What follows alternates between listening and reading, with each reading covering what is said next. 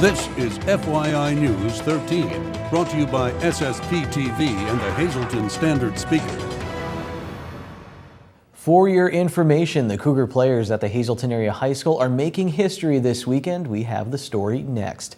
Happy Friday and welcome to FYI. Thanks for watching. I'm Ken Carr. We have a lot to get to, so let's jump right in. And we start with the deal the NCAA is offering the Pennsylvania State University.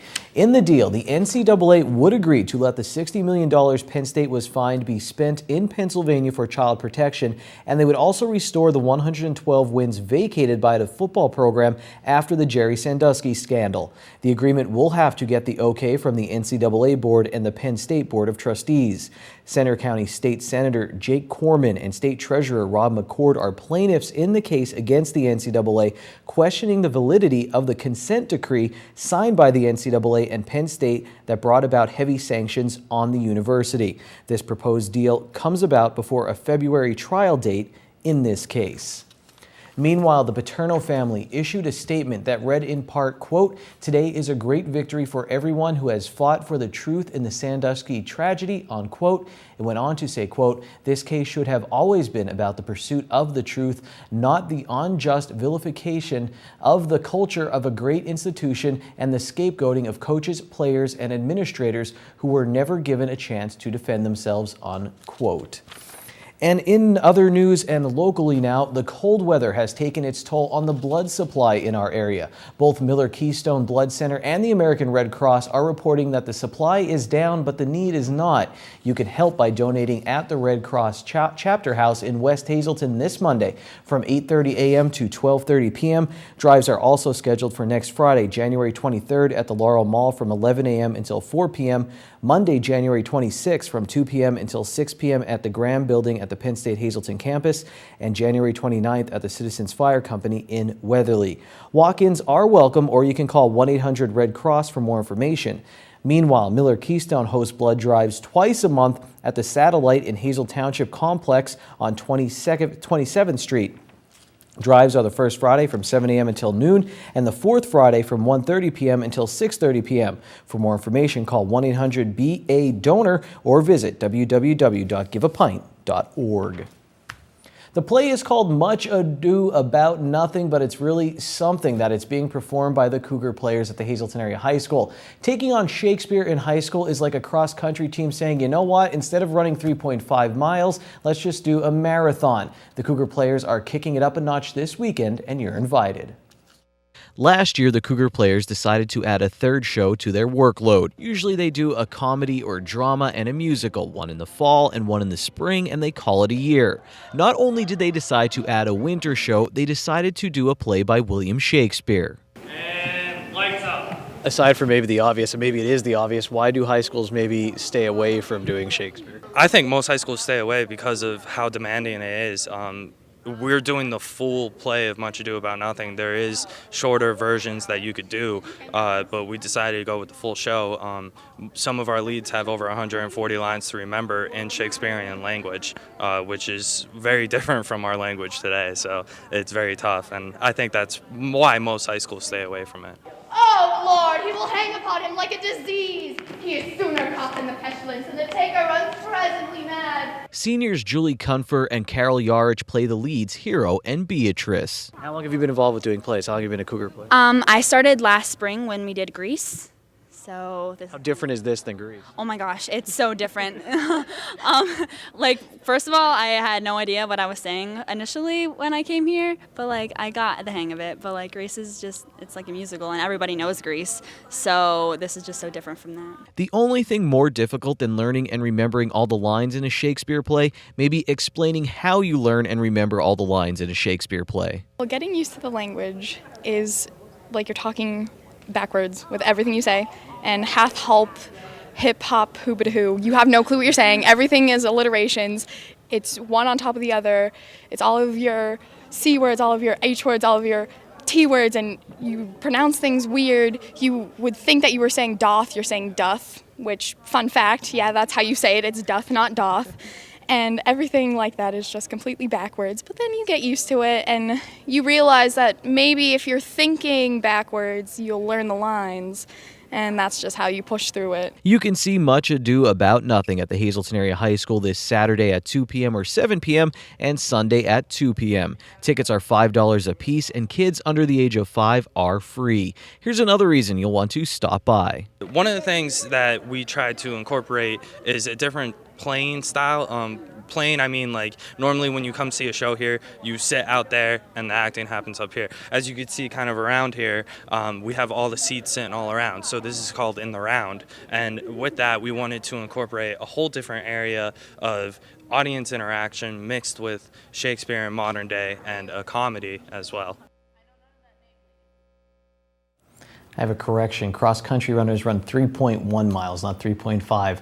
One of the Cougar players, they say they wanted to do a Shakespeare play because they wanted more experience with theater. Well, the offices of Hazleton Public Transit will be closed on Monday in observance of Martin Luther King Jr. Day. However, the buses will be running. For information on bus schedules, you can go to ridehpt.com. And here's what our media partner, the Standard Speaker, is working on for tomorrow. Local women are featured in Blue Cross of Northeastern Pennsylvania's 16th Annual Gallery of Hope. You can read more about this story tomorrow in Hazleton's Standard Speaker. Later on FYI, Ron Marchetti is here for his weekly short shot segment during sports, and he has a lot to say, but I guess that's normal. Up next is our Adopt Me segment, and we'll tell you how these local kindergarten students helped out the Hazleton Animal Shelter.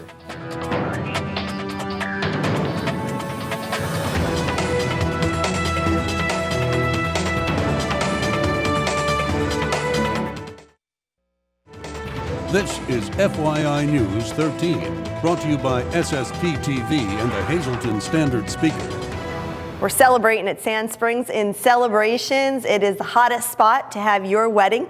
And each Friday, we're telling you about some testimonials, people that had their weddings here and were very happy. So we're pleased to be back here at Sand Springs with Diane and Dale Kivler.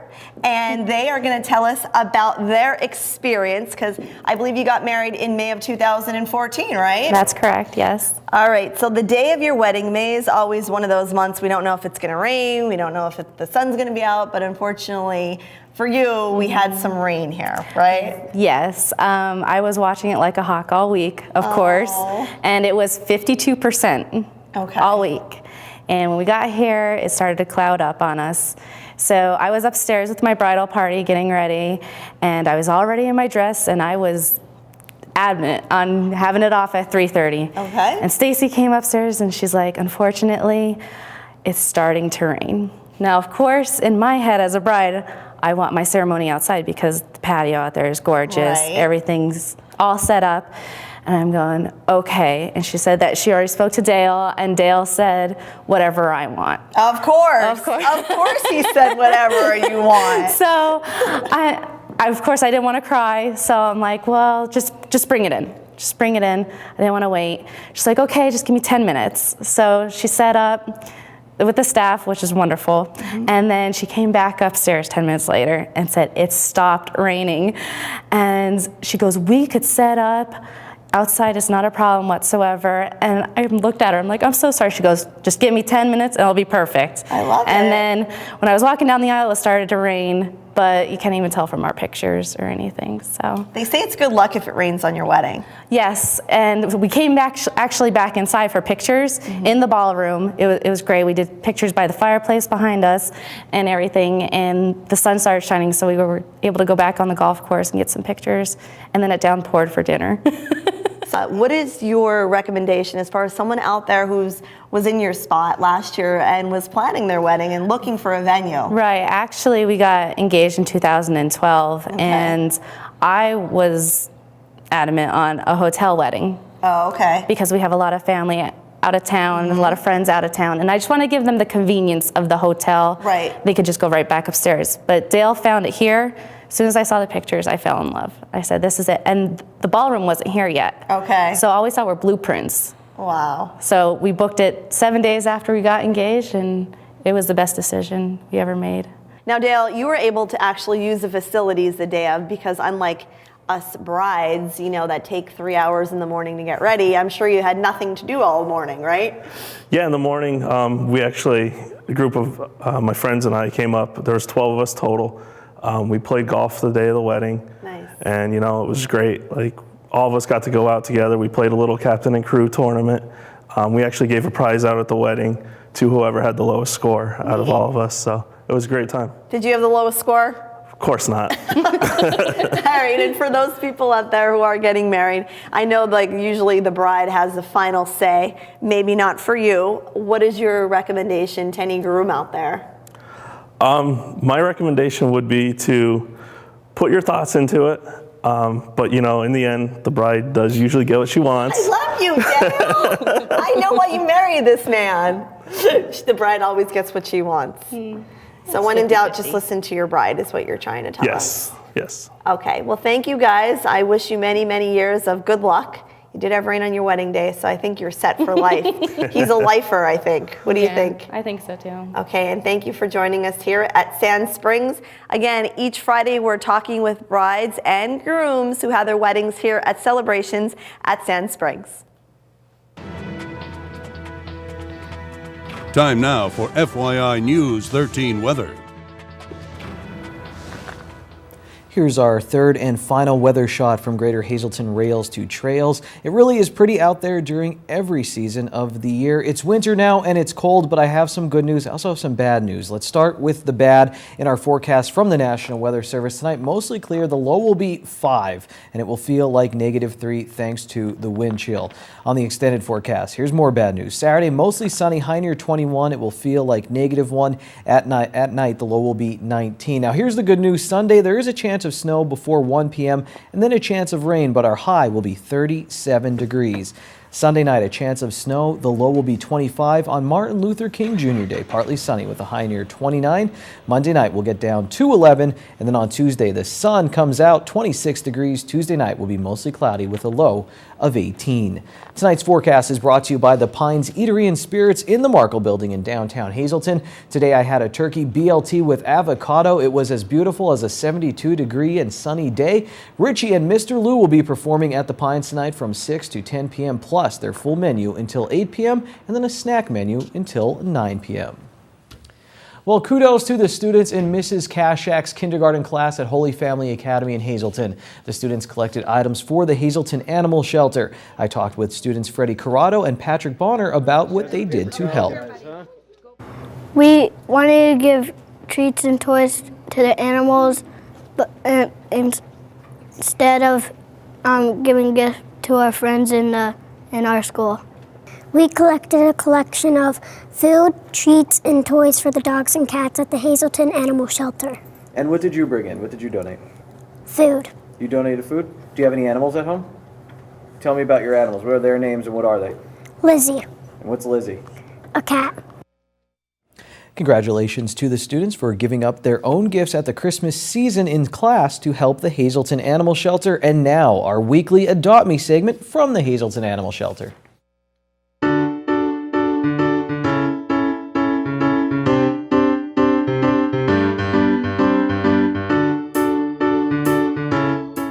Again, and here I am with Milo. Milo is one of 2 sibling puppies who have come down to us. His sister has just been adopted today, and little Milo here is waiting for his forever home. He is up to date on all of his shots and seems to be very friendly with all the other dogs and seems to love animals and people of any kind. Milo is scheduled to be neutered within the week, and we will make sure that he's altered before he goes to a home. We're still happy to take as many applications on him as we can get. Milo is approximately 3 months old, so he has a lot of growing to do and a lot of maturing. We recommend Milo for anybody who's had a puppy before and knows about their teething issues, their diet issues, and health and otherwise. Owning a puppy is a big responsibility, sometimes a bigger responsibility than owning an adult dog. So we're looking for more experienced dog owners to come take a look at Milo here. That's it for little Milo here. Let's have a look at today's cats. Here I am with Tonga. Tonga is an approximately 4 to 5 month old domestic shorthair who is already neutered and current on all of his vaccines. Like all of our cats, he's also been tested for feline leukemia and FIV and of course has neither of them. Tonga is very friendly with the other cats because he actually came in with several siblings, some brothers and sisters who have already been adopted. Little Tonga here is still waiting for his forever home. Tonga's a very sweet and mellow cat, although he can be very playful as well given his young age. We recommend Tonga not only for anybody who's had cats in the past, but we think he'd do well with first-time pet owners also. So if anybody's interested in our puppy Milo or little Tonga here, please come on down to 101 North Poplar Street here at the Hazelton Animal Shelter.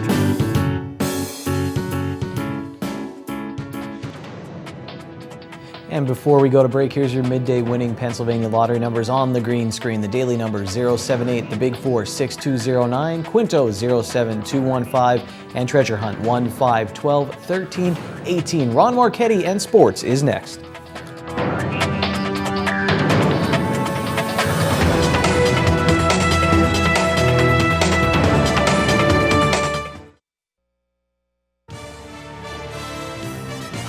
This is FYI News 13 Sports. Before we get you to the main event and Ron Marchetti with this week's installment of Short Shots, let's get you caught up with some scores on the FYI Standard Speaker scoreboard. In girls basketball in the Wyoming Valley Conference, Hazelton area beat Coughlin. They moved to 10-2 overall in the season, 4-1 in the league. In the Schuylkill League, boys basketball, Tamaqua and North Schuylkill get victories, and moving on, Marion and Shenandoah Valley were also victorious. The Mono area Golden Bears, they've been living on the edge recently. They get another late shot to win this game, 59-58. In bowling, Kelly Maloney had a 580 series. The Lady Cougars get the victory. The boys lost to Columbia Montour Votech. Mike Walters led the Cougars with a 659 series. Now, on Monday night in Division III, a Wyoming Valley Conference girls basketball game, Holy Redeemer beat MMI 125-13. Holy Redeemer is a team looking toward the state playoffs, and MMI is trying to build up their program with a handful of players, many of them underclassmen. The chairman of District 2 of the PIAA, where both schools play, says this game by Holy Redeemer and their 92-16 win over Northwest this season will be discussed at a District 2 meeting to see if proper sportsmanship was used in both games. For more information on this story, you can read Steve Bennett's article on StandardSpeaker.com or in Friday's newspaper. The MMI girls, I saw them earlier this year playing against the good Shenandoah Valley team, and the Lady Preppers were working hard and making some plays, and they continued their business on Thursday night at Wyoming area. The Lady Warriors got the win. Gabby Cupshaw for MMI had 10 points to lead all scorers, and Maddie Perchak tossed in 8 for MMI. Now, after the game, both teams shared some pizza, and all was right with the world. I did that once when I played soccer with the other team, and there's nothing that brings people together in Northeast Pennsylvania like some good pizza. I think Ron Marchetti would agree with me. Here he is with Short Shots.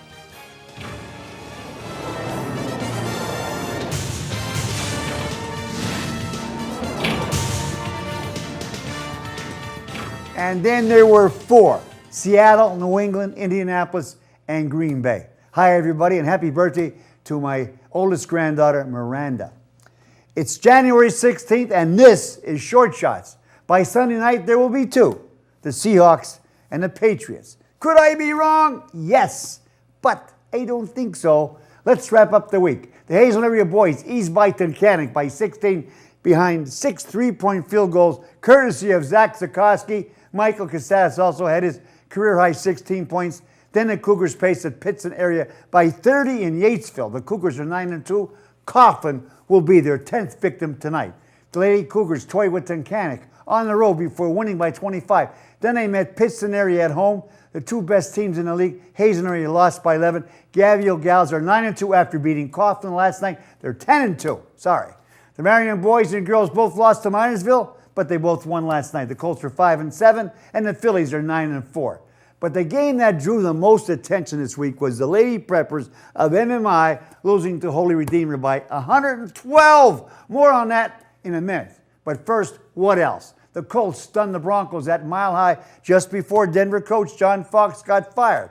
Ohio State embarrassed Oregon to win the national championship 40-20, and if it wasn't for 4 Buckeye turnovers, it could have been much worse. That's Coach Urban Meyer's 3rd national title, 2 at Florida. Oregon quarterback Marcus Mariota is going to the NFL, foregoing his senior season. Green Bay beat Dallas on a controversial play in college basketball. North Carolina State upset previously unbeaten Duke in Raleigh. Then 3 nights later, the Blue Devils took it on the chin from Miami, their worst ever loss at home. Kentucky and Virginia are the last 2 unbeaten teams in the nation. And Rex Ralph Cramden Ryan became new coach of the Buffalo Bills.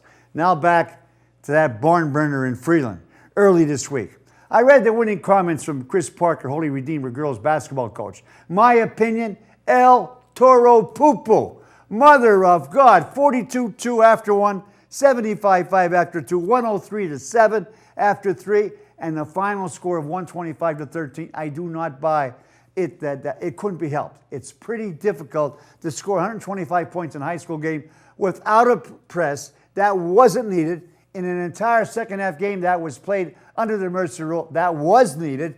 The clock continued to run, and so did the winning team, much more than it needed to. Blowouts are common, but this was a man-made massive massacre that wasn't needed. Certainly the most lopsided score in the history of District 2 athletics, 125-13. Shame on Holy Redeemer. No excuses. Till Monday. Be a good sport. Stay loose. Be happy, it's Friday, and go to Bottlenecks for half-price happy hour starting at 6 p.m. They have live music and half-price appetizers. News 13 would like to send sincere condolences to the family and friends of these recently departed. Morris F. DiGregory of Hazleton. Mass is Tuesday at 9 a.m. in the Queen of Heaven Parish at Our Lady of Grace Church. The Joseph A. Moran Funeral Home is in charge of arrangements. Margaret Imbriaco of Hazleton. Funeral is Monday at 9 a.m. from the Joseph A. Moran Funeral Home. Friends may call Sunday from 2 to 5 p.m. Florence L. Osip, formerly of Hazleton. Services are private and under the direction of the Carlson Funeral Home in Medina, Ohio. Jean Nashko of Hazel Township. Services were held under the direction of the Harmon Funeral Home. Edward R. Stefanowski of Hazleton Heights. Funeral is Saturday at the Hazel Chapel of the Cropton Hughes Funeral Home. Friends may call Friday from 6 to 8 p.m. Dolores Rose Felon of West Hazleton. Memorial is Saturday at 8 p.m. at the Hazel Chapel of the Cropton Hughes Funeral Home. Friends may call Saturday from 6 to 8 p.m. Helen M. Rush, formerly of Hazleton. Mass is Saturday at 9 a.m. in the St. Pius X Roman Catholic Church in New Jersey. Arrangements are by the Cody and Jones Funeral Home. Harry David Zellers of Weatherly. Funeral is Monday at 10 a.m. from the Philip J. Jeffries Funeral Home. Friends may call Sunday from 1 to 3 and Monday from 9 to 10 a.m. Mary T. Dempsey of Gerardville. Services will be held at the convenience of the family and under the direction of the Cole Heisenroth Funeral Home. Redmilla John of Hazleton. Funeral is Saturday at 10:30 a.m. from the Turnbach Funeral Home. Friends may call Saturday from 8:30 to 10:30 a.m. Dr. Anthony Stish of West Hazleton. Arrangements will be announced by the Joseph B. Conahan Funeral Home. Shirley A. Dillman of Zion Grove. Arrangements will be announced by the Stauffer Bresnik Funeral Home. Martin P. Murray of Nescopec. Funeral is Saturday at 11 a.m. from the Cool Heisenroth Funeral Home. Friends may call Saturday from 9 to 11 a.m. Margaret Sarach, formerly of Jetto. Arrangements will be announced by the Harmon Funeral Home. And finally, happy 35th birthday in heaven to Christopher Polchek. Love from Mom, Ed, Tony, son Elijah, and niece Malaya.